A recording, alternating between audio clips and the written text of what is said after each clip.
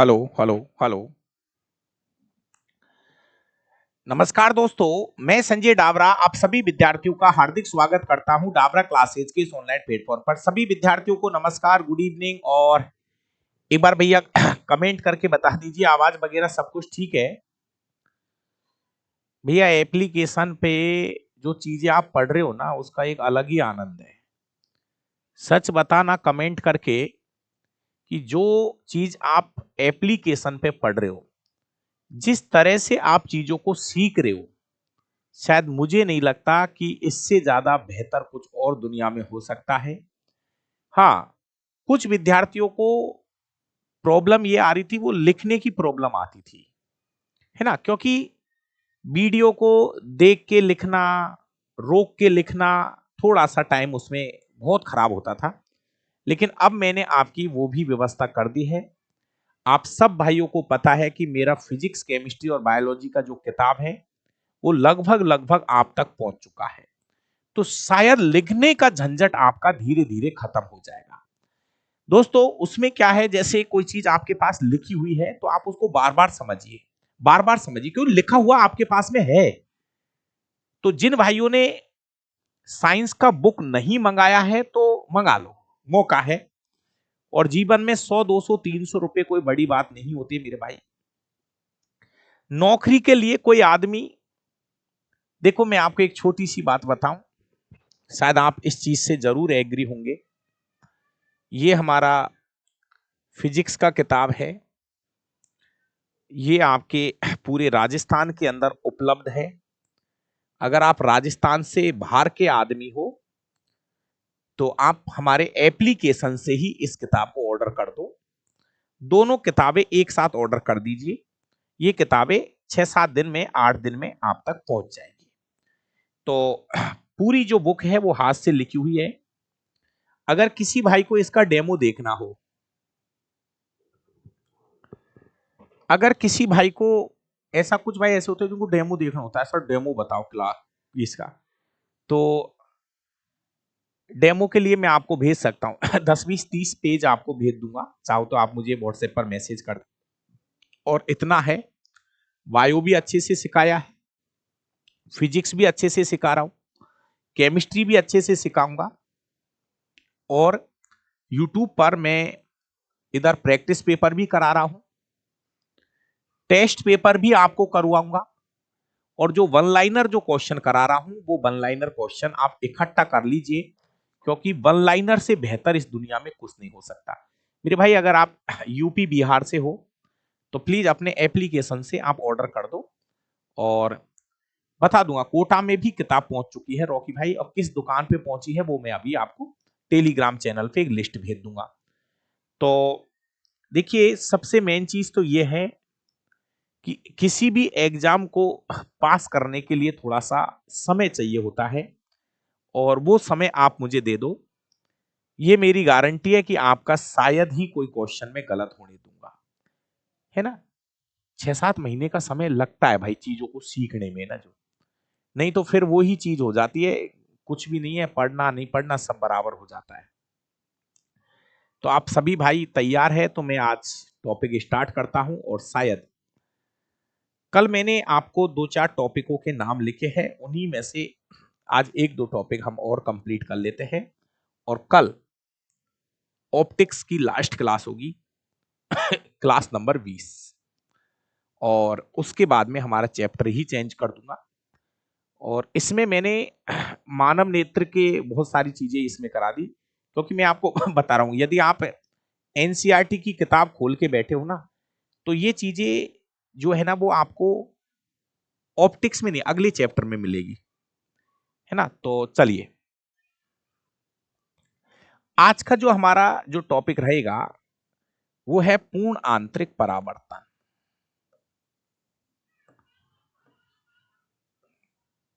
पूर्ण आंतरिक परावर्तन,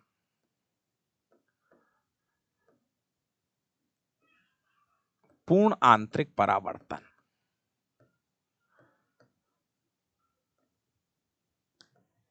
इसको हम शॉर्ट में TIR लिखेंगे भाई, इसको शॉर्ट में लिखते हैं TIR।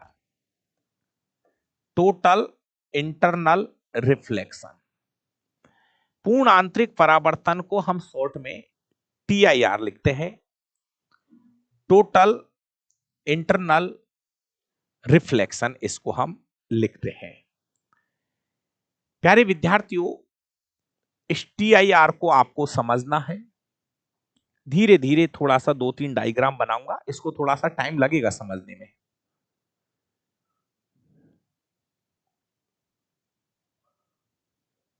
देखो अब सुनना। सबसे पहली बात तो पूर्ण आंतरिक परावर्तन किसे कहते हैं, इसकी परिभाषा समझना। थोड़ा सा प्लीज धैर्य रखिए। दोस्तों TIR क्या है? जैसे मान लीजिए एक चित्र बनाऊंगा, इसी से सब कुछ समझिए।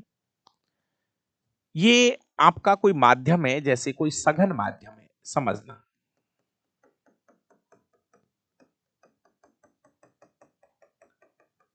ये हमारा एक सघन माध्यम है।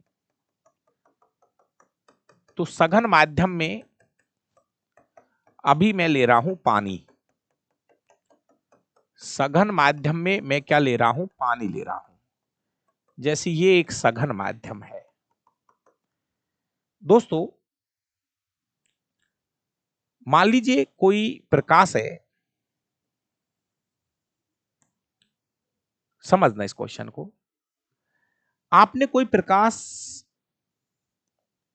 यहां से डाला, सघन माध्यम से डाला, ये अभिलंब है, इसको हम नॉर्मल से लिखते हैं, एन मतलब है नॉर्मल अभिलंब।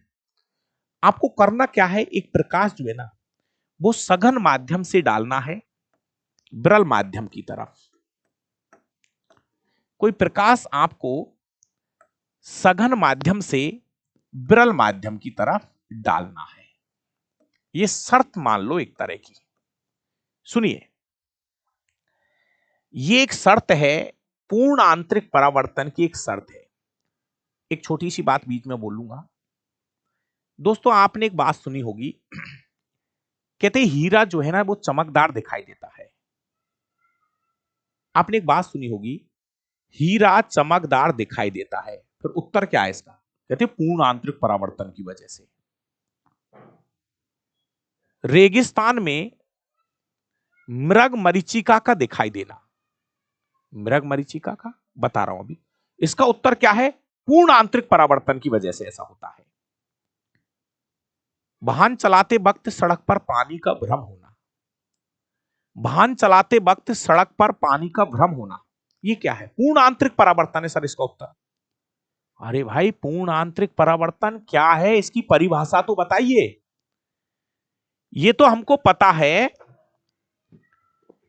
कि हीरा चमकदार दिखाई देता है पूर्ण आंतरिक परावर्तन की वजह से। रेगिस्तान में मृग मरीचिका का दिखाई देना पूर्ण आंतरिक परावर्तन है। वाहन चलाते वक्त सड़क पर पानी सा दिखाई देता है, वो भी पूर्ण आंतरिक परावर्तन है।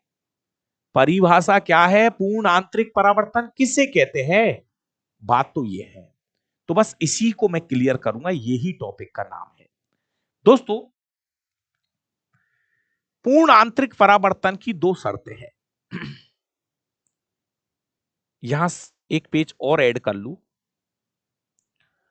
पूर्ण आंतरिक परावर्तन की दो शर्तें हैं दोस्तों, यहीं से शुरू कर देता हूं।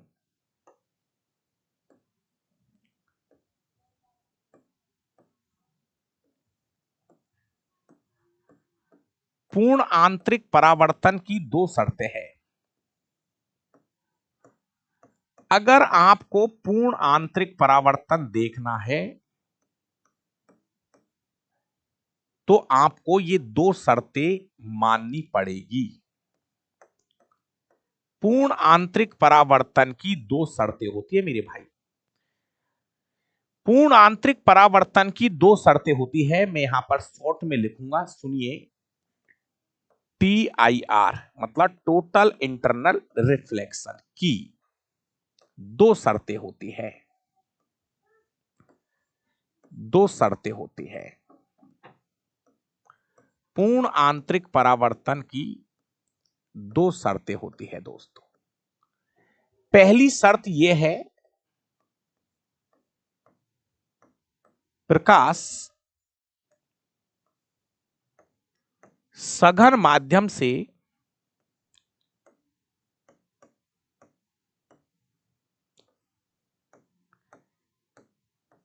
विरल माध्यम में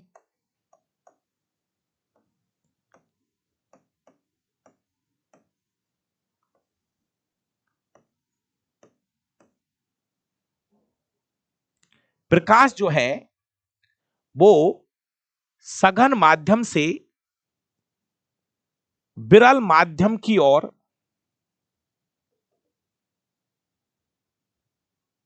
प्रकाश जो है वो सघन माध्यम से विरल माध्यम की ओर जाना चाहिए।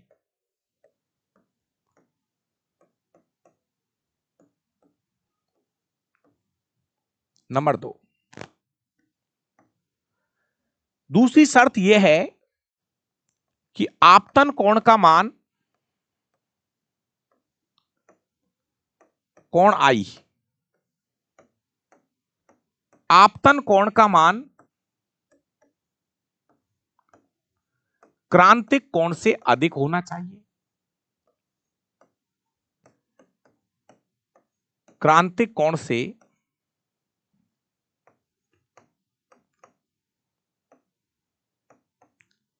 अधिक होना चाहिए। सर ये नई शब्द क्या आ गया बीच में ही? सर ये क्या आ गया क्रांतिक कोण? देखिए दोस्तों, शायद आप इस कोण को तो जानते होंगे, आपतन कोण। शायद आपको यह शब्द तो पता होगा कि आपतन कोण क्या है। आपतन कोण तो ये होता है, देखो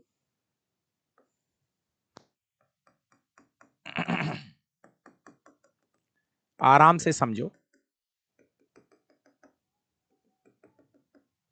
ये अभिलंब है,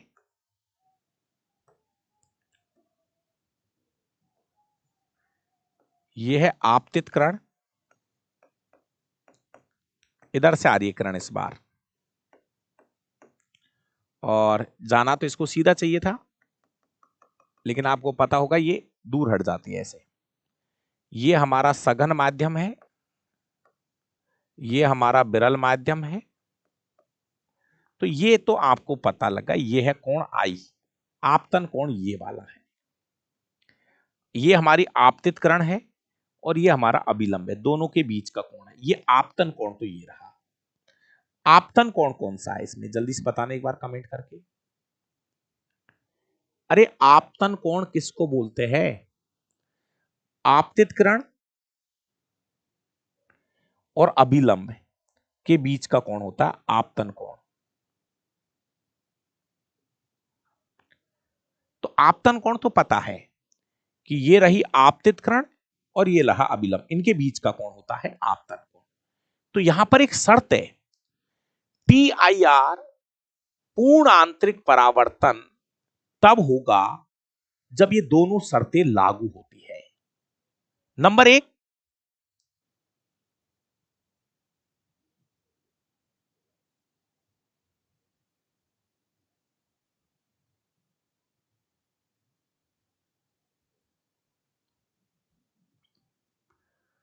देखिए ये नॉर्मल है, आपको मैंने पहले एक दिन पढ़ाया था, याद करो। कोई प्रकाश सघन माध्यम से विरल में जा रहा है, सघन से विरल में, सघन से विरल में, तो वो अभिलंब से दूर हट जाता है, दूर हट जाते हैं। नॉर्मल बात बता रहा हूं, अभी तो मैं नॉर्मल बोल रहा हूं, समझा रहा हूं। मैं ये कहना चाह रहा हूं, इस घटना को समझने के लिए ये दो बातें जरूरी है।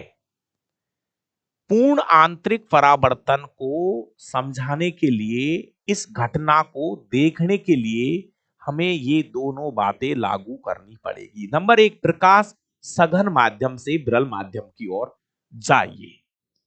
अब वो पता नहीं, आपका काम तो यह है कि आप तो सघन से जाने दो, विरल की ओर होगा जो दिखा जाएगा।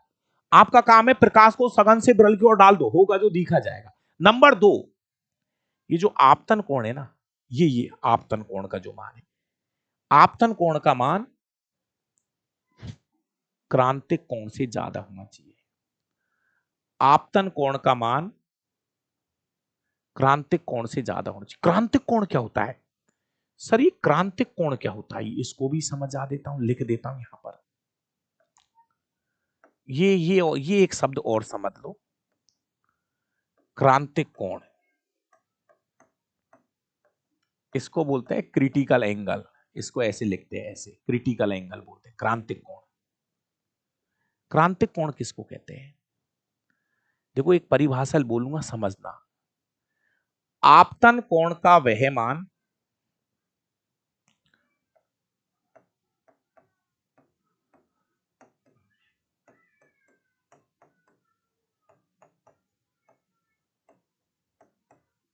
मान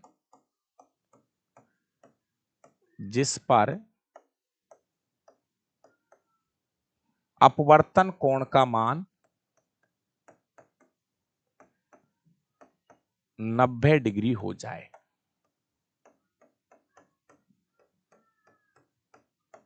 क्रांतिक कोण कहलाता है।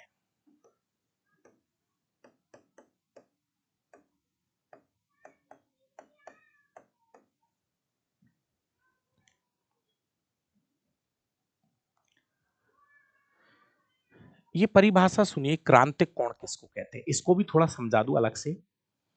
क्रांतिक कोण दोस्तों, इसको थोड़ा चित्र से समझ लो एक बार। क्रांतिक कोण को एक बार चित्र से और समझ लो, मजा आ जाएगा। क्रांतिक कोण बोलते हैं इसको, क्रिटिकल एंगल बोलते हैं। इसको समझ लो। जैसे भाई अलग अलग चित्र बना रहा हूं ताकि आपको बेहतर से समझ में आए। ये नॉर्मल है, ये नीचे सघन माध्यम है, ये नीचे सघन माध्यम है, ये नीचे सघन माध्यम है, ये सघन माध्यम है, ये सघन माध्यम है, ये सघन माध्यम है। नीचे कौन सा माध्यम है? सघन माध्यम है। सघन माध्यम का मतलब जहां थोड़े कण पास पास होते हैं। ये विरल माध्यम है। विरल माध्यम में हमने वायु ले लिया, सघन माध्यम में हमने जल ले रखा, पानी। देखिए प्लीज प्लीज प्लीज हवा में मत उड़ो, क्रांतिक कोण को समझो। मैं ये कह रहा हूं, प्लीज प्लीज, जैसे मैंने प्रकाश डाला, यहां प्रकाश डाला, तो यह है कोण आई। और आपको पता है नियम से प्रकाश को सीधा जाना चाहिए, लेकिन ये दूर हट जाता है, ठीक है, ये अपवर्तित किरण है। तो अब एक बात को सुनना प्लीज। अगर मैं ये वाला जो कोण है, अगर इस किरण को मैं इधर बढ़ाऊंगा, समझना प्लीज, समझने का ये यार, नहीं तो भाई साहब जिंदगी गुजर जाएगी, कभी पता ही नहीं चलेगा। बस इतना सा पता है, हीरा चमकदार दिखाई देता है गुरुजी, पूर्ण आंतरिक परावर्तन की वजह से। अरे पूर्ण आंतरिक परावर्तन किसको कहते हैं? परिभाषा तो बता दे। मैं फिर कह रहा हूं, एक बार में नहीं समझ में आएगा, 2 बार में समझना, 3 बार में समझना, नहीं तो भाई साहब नहीं तो हीरा चमकता ही रह जाएगा, जिंदगी निकल जाएगी, पता और नहीं चलेगा क्या है पूर्ण आंतरिक परावर्तन। देखो मैं नॉर्मल में ऐसे समझा रहा हूं, कोई प्रकाश सघन माध्यम से जब विरल माध्यम में जाता है तो वो अभिलंब से दूर हटता है, ठीक है। अगर ऐसे समझो, मैं ऐसे बोल रहा हूं, अभी ये 30 डिग्री ऐसा मान लिया मैंने, माना कि 30 डिग्री है। अगर मैं इस किरण को यहां की बजाय यहां कर दूं, यहां कर दूं, ऐसे नंबर 1 नंबर 2 इधर ले आया, इधर ले आया, तो आपको पता अगर इसको इधर ले जाऊंगा तो ये भी थोड़ी नीचे आएगी। हाँ सर ये बात तो सही कह रहा हूं। अगर इसको, इस वाली किरण को मैं इधर लाऊंगा तो ये वाली किरण इधर नीचे जाती जाएगी, ठीक है ना। इस किरण को मैं इधर लाता जाऊंगा तो वो वाली किरण नीचे जा रही है।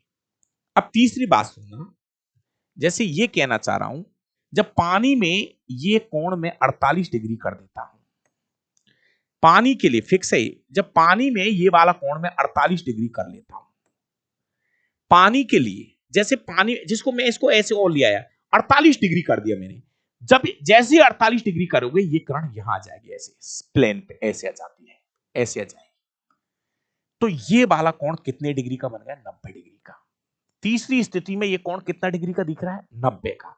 तो मैं ये कहना चाह रहा हूं, जिस कोण पर इधर 90 डिग्री बन जाता है, इसको ऐसे करते लाओ करते लाओ करते लाओ, जब तक करो जब तक इधर 90 डिग्री नहीं बन जाए।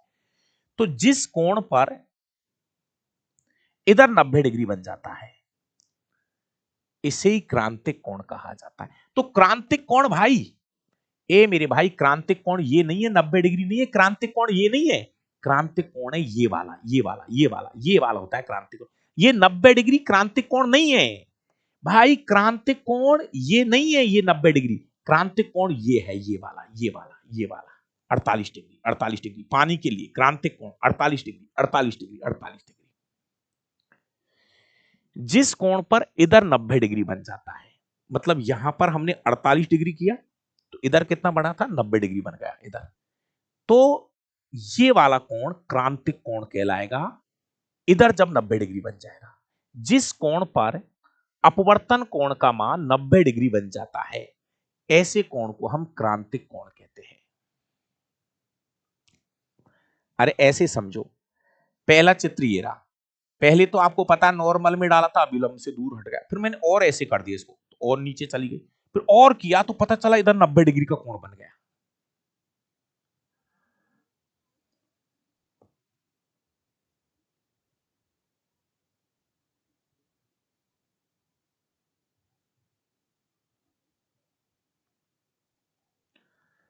साइंस है मेरे भाई।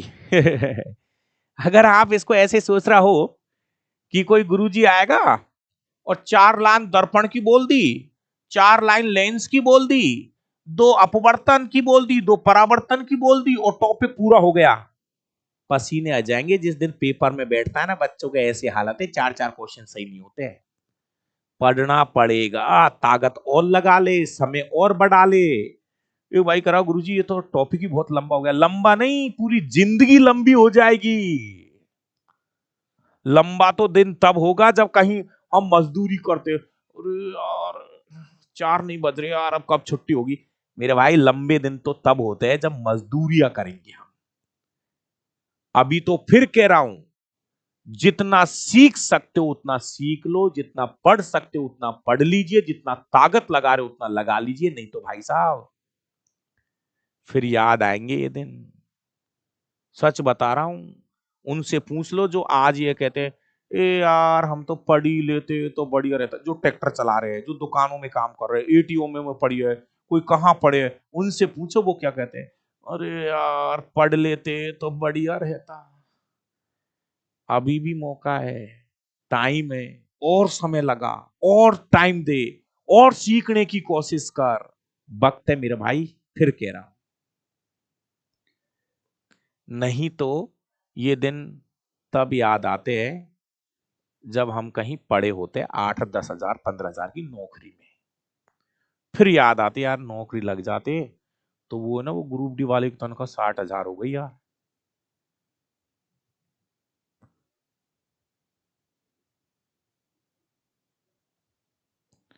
हाँ, ये नीचे पानी लिया है मैंने, नीचे पानी भर रखा है, और ऊपर जो है ना एयर है, हवा है। ये अलग अलग माध्यम है, ये अलग माध्यम है लक्ष्मण जी, और ये ऊपर वाला अलग माध्यम है।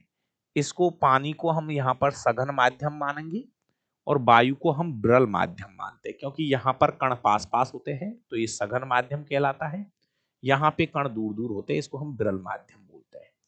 तो मेरे प्यारे विद्यार्थियों, क्रांतिक कोण का चित्र मैं एक बार फिर बना देता हूं। क्रांतिक कोण का चित्र ये है। कौन सा वाला सर? ये अभिलंब है, ये नीचे है सघन माध्यम।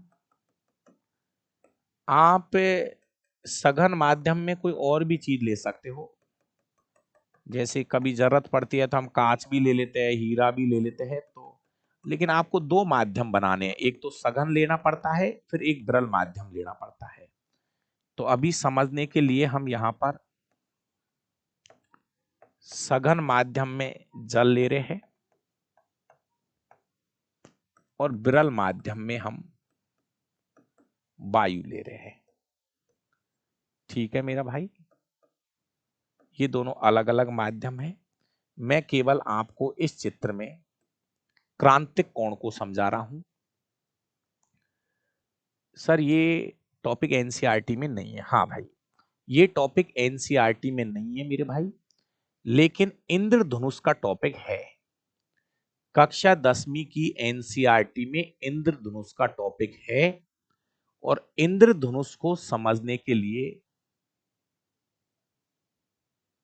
इंद्रधनुष को समझने के लिए पूर्ण आंतरिक परावर्तन का आना जरूरी है। इंद्रधनुष के लिए पूर्ण आंतरिक परावर्तन का आना जरूरी है। जब हम पूर्ण आंतरिक परावर्तन पढ़ेंगे ना, तभी इंद्रधनुष का टॉपिक समझ में आएगा।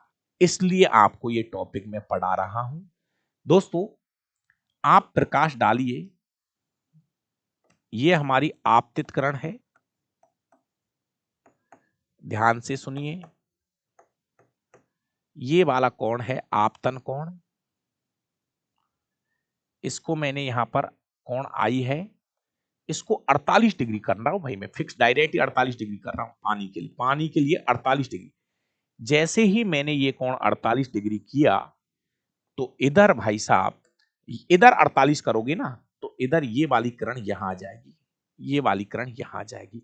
मतलब अभिलंब के साथ ये वाला कोण कितना हो गया, 90 डिग्री बन जाएगा। अभिलंब के साथ ये कितना डिग्री का, 90 डिग्री का। ये जो किरण है ना, जो मैंने पीले कलर से बनाई, ये है हमारी अपवर्तित किरण है। ये अब समझो इस पॉइंट को।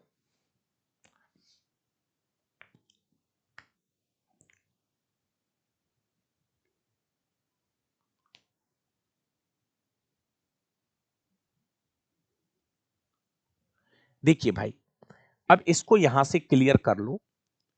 जिस कोण पर करते रहो, ये तो चेक करना पड़ता है भाई। जैसे पहले मैं 10 डिग्री पे डाल के देखूंगा, फिर 15 डिग्री पे डाल के देखूंगा, पर जैसे ही ये कोण 48 डिग्री करोगे, ये फिक्स है पानी के लिए। पानी के लिए क्रांतिक कोण का मान 48 डिग्री होता है, ये फिक्स है। पानी के लिए क्रांतिक कोण का मान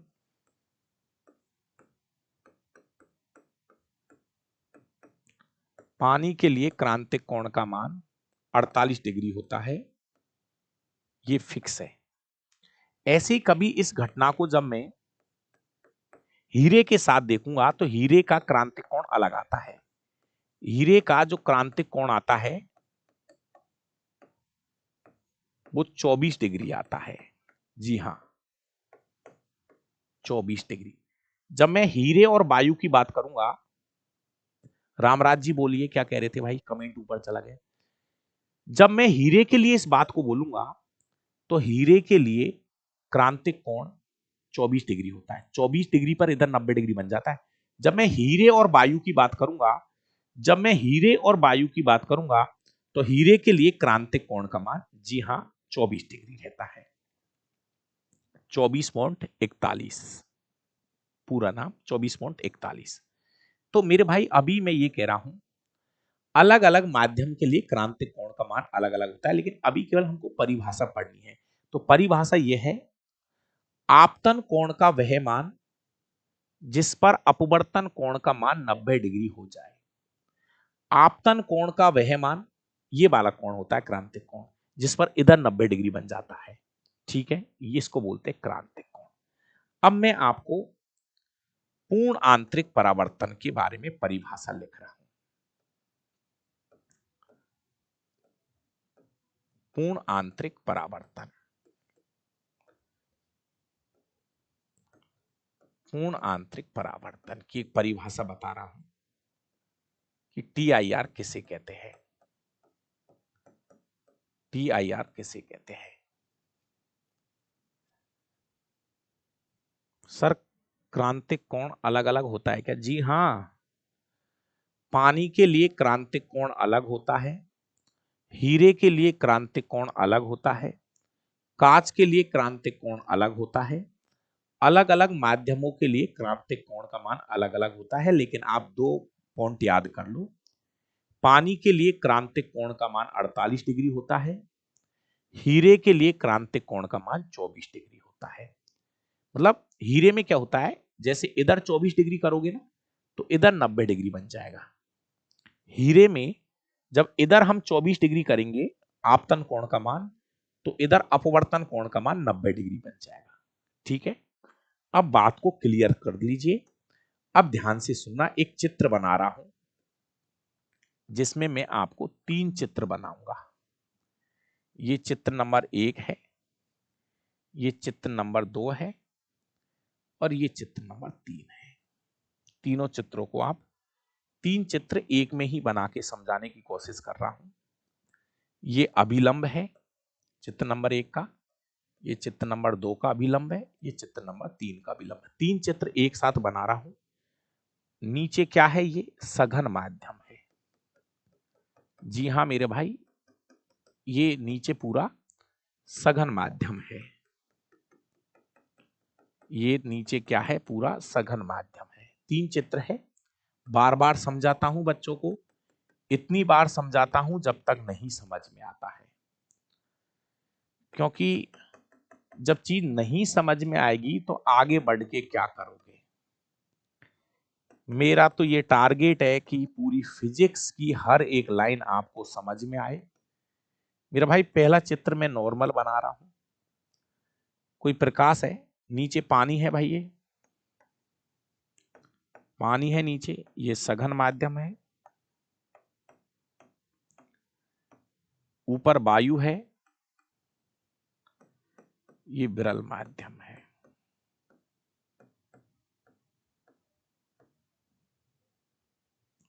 ठीक है, पहला चित्र नॉर्मल है, ऐसे समझो। ये कोण आई है और आपको पता है कि कोई जब प्रकाश की किरण सघन माध्यम से विरल में जाती है तो वो अभिलंब से दूर हट जाती है। ठीक है ना, पहला चित्र तो नॉर्मल बनाया है मैंने। पहला चित्र नॉर्मल है, कोई प्रकाश सघन माध्यम से विरल माध्यम में जाता है तो वो अभिलंब से दूर हट जाता है। नॉर्मल चित्र बनाया है पहले तो मैंने। ये एक नॉर्मल चित्र है पहला वाला। ये क्या समझाना चाह रहा है ये चित्र, जब कोई प्रकाश सघन माध्यम से विरल माध्यम की ओर जाएगा तो अभिलंब से दूर हटता है। ठीक है, दूसरे चित्र में मैं कुछ नहीं कर रहा, ये वाला कोण मैंने 48 डिग्री कर दिया। जैसे ही मैं 48 डिग्री करूंगा ये वाला कोण यहां आ जाएगा, इधर 90 डिग्री का कोण बन जाएगा। पानी में जैसे ये कोण मैं 48 डिग्री करूंगा तो चित्र नंबर 2 आपको क्रांतिक कोण को दर्शा रहा है। क्रांतिक कोण है 48 डिग्री। पानी के लिए क्रांतिक कोण का मान 48 डिग्री है। जिस कोण पर इधर 90 डिग्री बन जाए वही क्रांतिक कोण कहलाता है। ठीक है, चित्र नंबर 2 से मैं क्रांतिक कोण को समझाना चाह रहा हूं। अब एक बात और सुन लीजिए लास्ट में, अगर ये वाला कोण, ये वाला कोण इधर चित्र नंबर 3 में मैं 48 से ज्यादा करूंगा, अब मुझे ये बताओ, अगर ये कोण में, ये वाला कोण मैं 48 से ज्यादा कर दूं, ऐसे समझो कि ये कोण मैंने 48 की बजाय मैंने 60 डिग्री कर दिया, तो अब प्रकाश कहां जाएगा। ये तो आपतित किरण है, ये आपतित किरण है, ये तो अब देखो ये भी आपतित किरण है, ये तो इधर से ही तो जा रहा है प्रकाश, ये तो आपतित किरण है, और ये रही अपर। तो अब बताओ वो दूसरी किरण कहां है। ये पहले 48 था तो ये थी, ये रही 90 डिग्री। अब समझने की कोशिश करो, ये कोण बढ़ा दिया आपने, ये वाला कोण क्या कर दिया, बढ़ा दिया, इसको और इधर लाए, आप इधर लाए, तो जब इस लाइन को आप इधर लाओगे तो ये लाइन और नीचे जाएगी, सीधी सी बात है। तो भाई यही पूर्ण आंतरिक परावर्तन है। अब प्रकाश टकरा के, अब प्रकाश टकरा के वापस अंदर आ जाएगा। जी हां, अब प्रकाश टकरा के वापस अंदर आ जाएगा, और ये है आपकी परावर्तित किरण, अपवर्तित नहीं। टकरा के वापस आ गई, परावर्तित किरण है ये। मेरे भाई अब अच्छे से परिभाषा सुन लीजिए। जब कोई प्रकाश की किरण सघन माध्यम से चलकर जब कोई प्रकाश की किरण सघन माध्यम से चलकर वापस सघन माध्यम में लौट आए, जब कोई प्रकाश गई तो सघन से थी लेकिन टकरा के वापस उसी माध्यम में आ गई, जब कोई प्रकाश की किरण सघन माध्यम से चलकर टकरा के वापस आ गई, यही है TIR। चित्र नंबर 3 से हम TIR को परिभाषित कर सकते हैं। ये कब हुआ? जब आपने ये कोण 48 से ज्यादा किया। पूर्ण आंतरिक परावर्तन कब हुआ? जब ये हमने कोण 48 से क्या किया? ज्यादा किया। देखो जब 48 था तो ये यहां थी 90 डिग्री पे, लेकिन जैसे ही मैंने इसको 48 से ज्यादा किया वो टकरा के वापस आ गई। तो ये ही पूर्ण आंतरिक परावर्तन है। यहां परिभाषा लिख देता हूं। जब कोई प्रकाश की किरण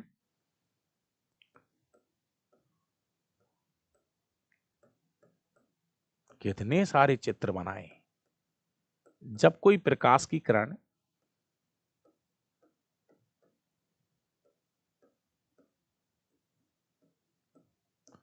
सघन माध्यम से चलकर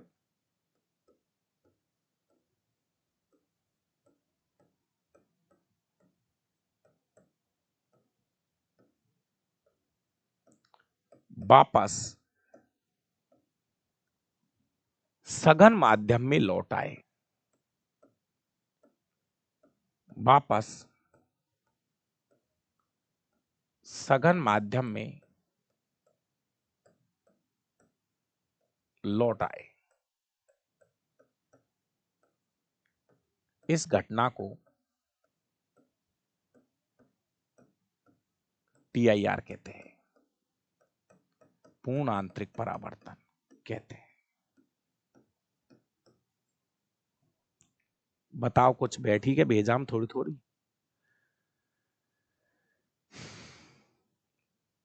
पहला चित्र देखो, प्रकाश सघन से विरल में जा रहा है तो अभिलंब से दूर हटता है। पहला चित्र नॉर्मल है।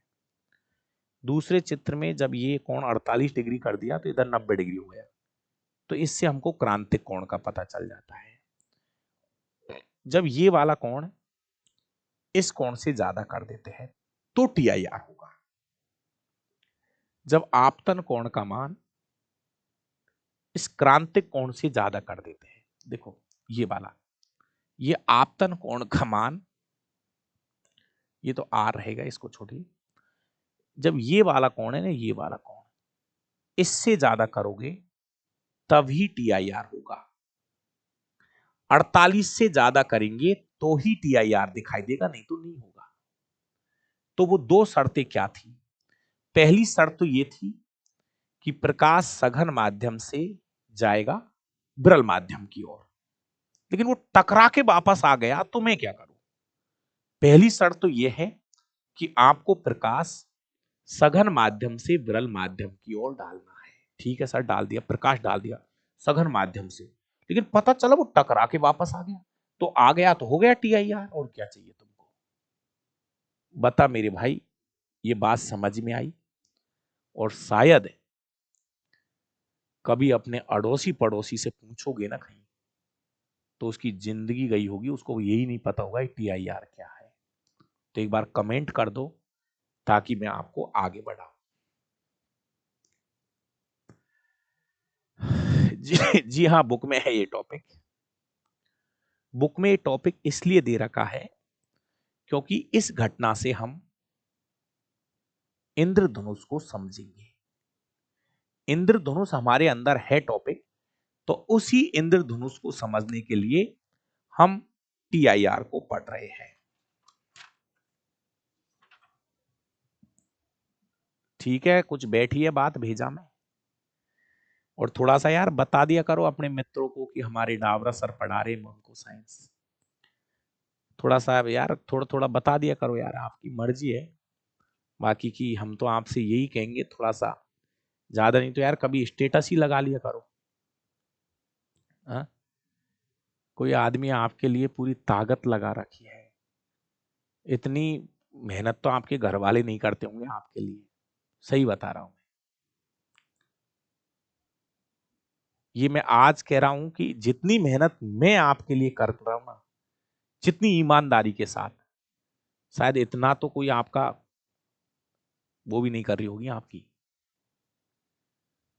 बस मैं तो ये सोच के बैठा हूं कि मेरी हर एक बात आपको समझ में आ जाए। मुझे समय जरूर लगता है, क्यों? क्योंकि मुझे पता है भाई, सच बता रहा हूं। आप नहीं मानोगे, मैंने ऑफलाइन में बहुत सारे बच्चे पढ़ाए। नहीं समझ में आती है भाई साहब। बच्चों को हाथ पकड़ पकड़ के सिखाना पड़ता है। अरे सुन दादा, सुन तो सही, इसको समझ, मैं क्या कह रहा हूं। सीख सीख सीखने की कोशिश कर, सीख जाएगा, तब जाके वो बच्चा सीखता है। ऐसे सिखा रहा हूं जाने आप कोई 7वीं 8वीं में पढ़ रहे हो। और ये भी मैं कह रहा हूं आपसे कि अगर मेरी विज्ञान नहीं समझ में आई ना कहीं, तो सच बता रहा हूं, भगवान भी तुमको विज्ञान नहीं सिखा सकता।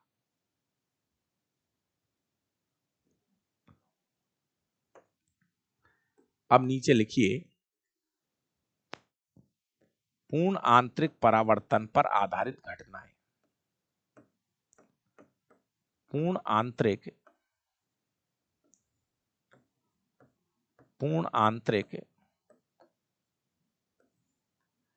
परावर्तन पर आधारित घटनाएं।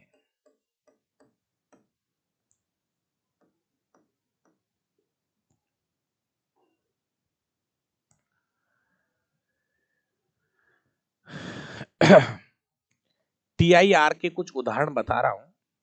सबसे पहले, हीरे का चमकदार दिखाई देना।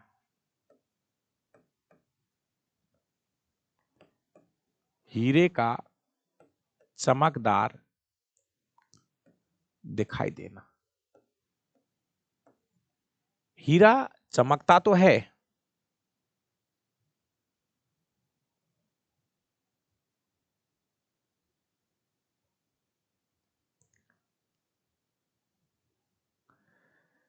हीरे जो हीरा होता है ना, देखो नॉर्मली जब हीरा निकलता है, हीरा आपको पता होगा कार्बन का स्वरूप है, कार्बन का ही रूप है। जब कार्बन बहुत मजबूत स्ट्रक्चर के साथ में जुड़ जाते हैं, तो वो फिर हीरे का रूप ले लेता है। तो एक्चुअली जब हीरा निकलता है, ठीक है, वो चमकता है, लेकिन फिर उसको और चमकाने के लिए उसकी कटिंग की जाती है। हीरे को और चमकाने के लिए उसकी कटिंग की जाती है। तो हीरे का चमकदार दिखाई देना, वहां पर TIR की घटना, उसमें टकराया जाता है, प्रकाश को टकराया जाता है आपस में, तो जिससे वो और चमकीला दिखाई देता है। वाहन चलाते वक्त, वाहन चलाते वक्त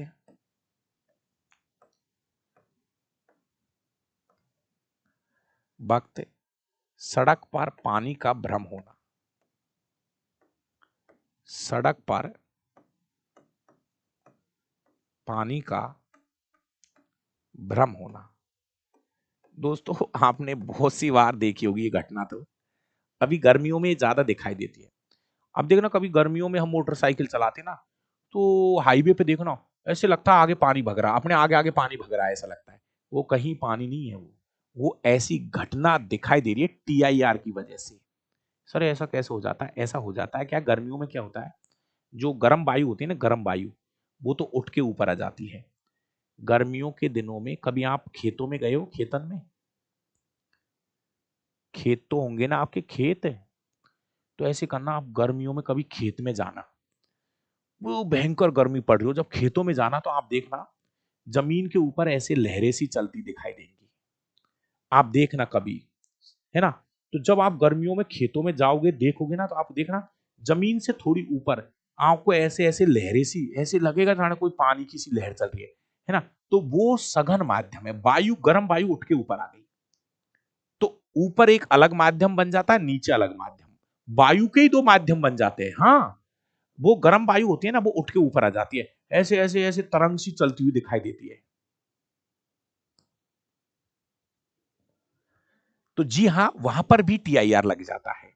वाहन चलाते वक्त सड़क पर पानी का भ्रम होना, तीसरे नंबर की घटना। रेगिस्तान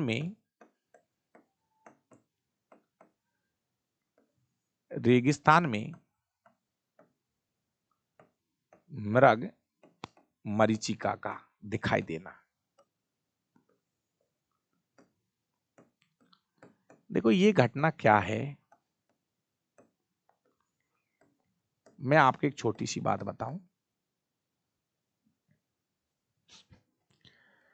ऐसे कुछ अलग अलग तरीके से इसको बताते, कुछ लोग तो ऐसे कहते हैं जैसे भाई रेगिस्तान में गर्मियों में जब हिरण जो है ना वो भागते ना तो उसको पानी दिखाई देता है। ठीक है, वो बात भी सही है। मतलब गर्मियों में जैसे मान लीजिए हिरण है, वो कहीं जैसे भग रहा है,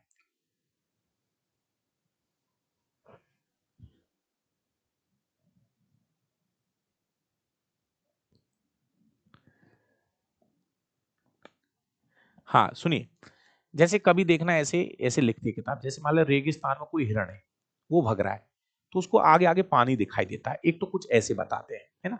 और इसका सही चित्र जब आप देखोगे ना, जैसे कभी इंटरनेट पे देखोगे, तो गर्मियों में क्या है, जो पेड़ है ना, पेड़ जो होते हैं ना, उनकी परछाइयां दिखाई देती है, ऐसे लगता है कि पानी में कोई परछाई दिखाई दे रही है। इसको बोलते हैं मृगमरीचिका। पेड़ है ना, पेड़ ऐसे दिखाई देते हैं जब पानी में कोई परछाई दिखाई दे रही है, इसको बोलते हैं मृगमरीचिका। नंबर 4 दोस्तों, एक यंत्र होता है एंडोस्कोप। एंडोस्कोप एक यंत्र होता है, मेडिकल लाइन का एक यंत्र होता है। एंडोस्कोप एक चिकित्सकीय यंत्र है।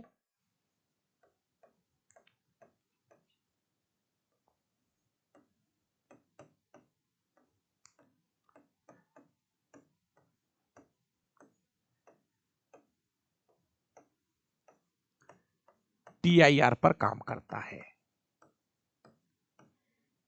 इसमें भी टीआईआर की घटना होती है।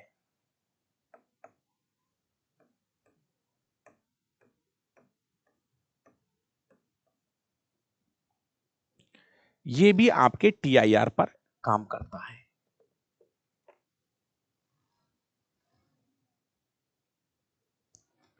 टीआईआर पे काम करेगा। देखो कभी आपने सुना होगा, नॉर्मली एंडोस्कोपी, ऐसे एक तार सा होता है जिसको ऐसे मुंह में डाल देते हैं, जैसे मान लो आपको पेट का चित्र लाना है, तो एंडोस्कोपी करते हैं, यंत्र होता है जिसको ऐसे तार सा होता है, उसके अंदर सामने ना लाइट होती है, कैमरा होता है ना, तो उसको मुंह में डाल दिया, अंदर का चित्र लिया आता है वो, तो वो स्क्रीन पे आ जाता है चित्र है ना जो, तो उसको बोलते हैं एंडोस्कोपी। तो एंडोस्कोप एक यंत्र है, तो वो जो सिग्नल लेके आता है ना, तो उसके अंदर भी टीआईआर की घटना चलती है, ध्यान रखना इसको, एंडोस्कोप। और एक लास्ट पॉइंट और लिख देता हूं, एक होता है हमारा ऑप्टिक फाइबर, एक होता है अपने पास में ऑप्टिक फाइबर, इसको बोलते हैं प्रकाशीय तंतु।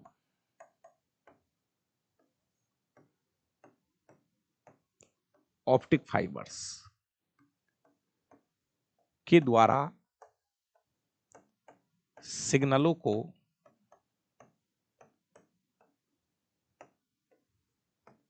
सिग्नलों को एक स्थान से दूसरे स्थान पर पहुंचाया जाता है। एक स्थान से दूसरे स्थान पर पहुंचाया जाता है, इसमें भी टीआईआर लगता है।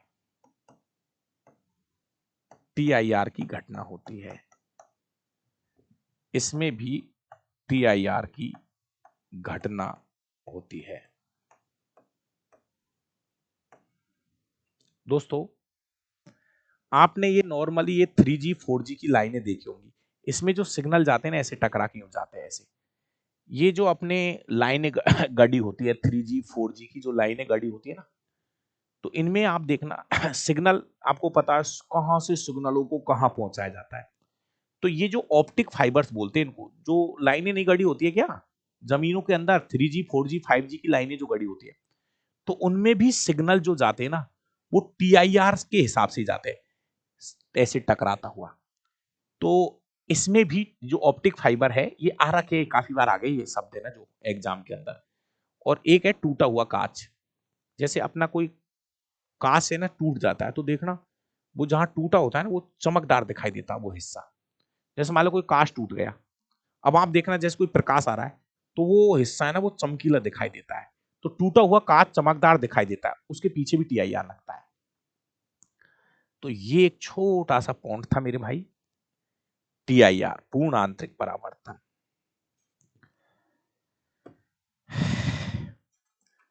कल एक क्लास और ले लेते हैं जिसमें ये आपका कंप्लीट हो जाएगा।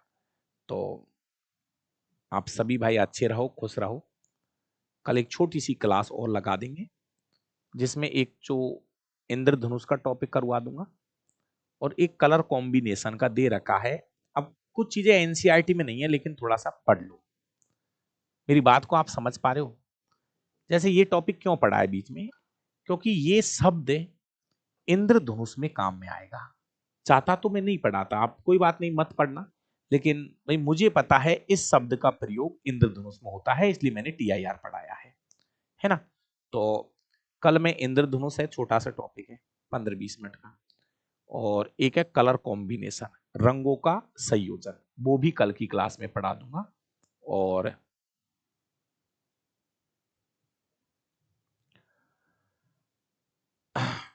बाद में जब आप रिवीजन करो तो भले ही आराम से स्पीड में, क्या कह रहा हूं, रिवीजन में भले ही आप डबल स्पीड में कर लेना, लेकिन एक बार तो यार थोड़ा सा पढ़ लो यार, है ना। क्योंकि लाइव में अगर कोई कह दे कि मेरी स्पीड डबल कर दूं तो पता चले कि कुछ समझ में नहीं आएगा, है ना। तो बाद में जब आप रिवीजन करो तो भले ही इतना जरूर है, मेरी वीडियो को आप 2x करके भी देख सकते हो, क्योंकि मैं थोड़ा सा सच में ही धीरे पढ़ाता हूं। तो आप जब रिवीजन करो तो स्पीड 2x कर लो, बहुत है यार। अब कोई भाई कहेगा 3x कर लू, 6 है, तो यार 3x 4x की भी चलो ला दूं आपके लिए सुविधा, लेकिन डबल स्पीड बहुत होती है। आप यार 100 घंटे की क्लासों को 50 घंटा में देख लो, और क्या क्या चाहिए आपको यार, है ना। तो बाकी का मिलते हैं कल। थैंक यू, बहुत बहुत धन्यवाद। और यूट्यूब पर क्लास लो, जो मैं पेपर करा रहा हूं ना तो उनको आप करिया करो। मतलब आपसे मैं इसलिए कहता हूं, आप जोर देता हूं, क्योंकि क्वेश्चनों को कुछ कुछ तो सीखोगे यार, कुछ तो सीखोगे। तो 2 घंटे मेरे लिए रख लो आप, तो 1 घंटे एप्लीकेशन के लिए और 1 घंटे यूट्यूब के लिए, 2 घंटे मुझे दे दो, बहुत है। बाकी का आप अपना काम करते रहिए। थैंक यू, धन्यवाद।